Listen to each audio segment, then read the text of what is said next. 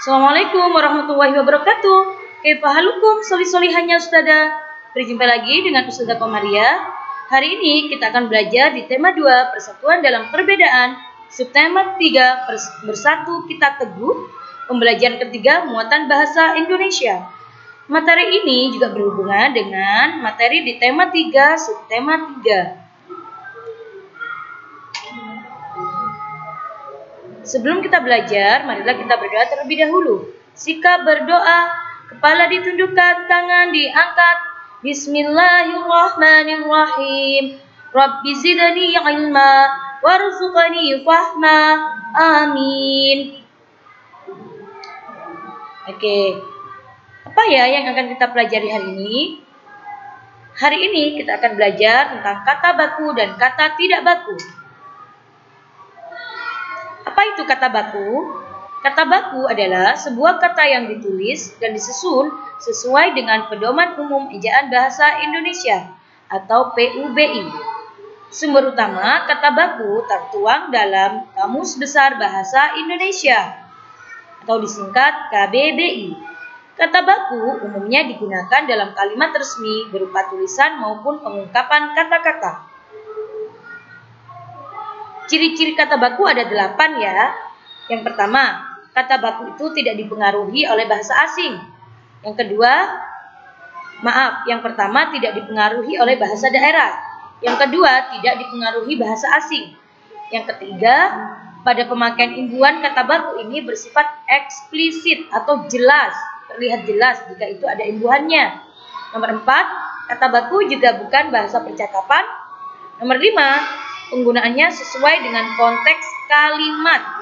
Dan yang keenam, tidak terkontaminasi atau tidak rancu, artinya tidak rancu gitu ya, tidak ambigu. Yang ketujuh, tidak mengandung arti pleonasme. Apa itu pleonasme? Yaitu pemakaian kata yang lebih daripada yang diperlukan. Misalnya dalam kalimat, kita harus dan wajib saling menghormati gitu ya. Kita harus dan wajib gitu ya. Terus harus wajib pula. Berarti harusnya salah satu saja. Kita harus saling menghormati atau kita wajib saling menghormati gitu ya. Dan yang kedelapan, tidak mengandung hiperkorek. Yang dimaksud hiperkorek adalah perbuatan memperbaiki secara berlebihan sehingga hasilnya justru menjadi sebaliknya. Niatnya memperbaiki katanya tapi malah memperburuk katanya atau memperusak kata tersebut.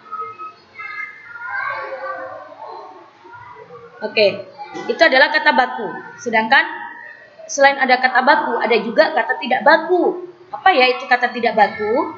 Kata tidak baku adalah sebuah kata yang digunakan tidak sesuai dengan Pedoman Umum Ejaan Bahasa Indonesia. Kata tidak baku sering digunakan dalam percakapan sehari-hari atau dalam bahasa tutur. Kita setiap hari sering sekali mendengar ataupun menggunakan kata tidak baku yang biasanya diucapkan dalam percakapan.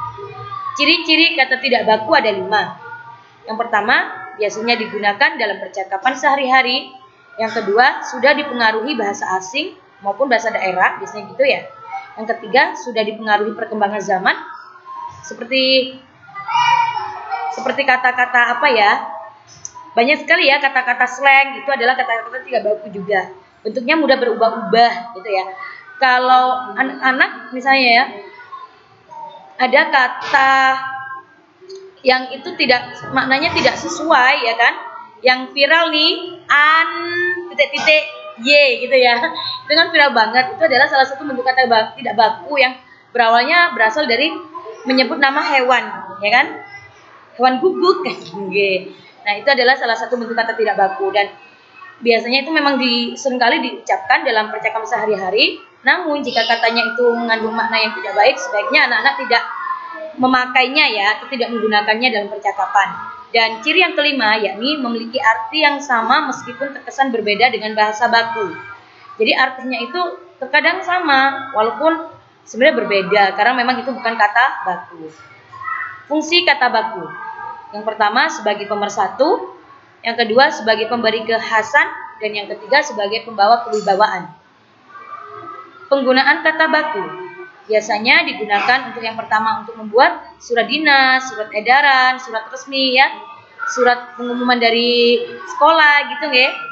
Yang kedua membuat laporan, yang ketiga untuk membuat karya ilmiah, yang keempat untuk membuat nota dinas, yang kelima membuat surat lamaran pekerjaan, yang keenam saat musyawarah atau diskusi, yang ketujuh digunakan saat berpidato atau rapat dinas, dan yang kedelapan digunakan untuk surat menyurat antar organisasi, instansi ataupun lembaga.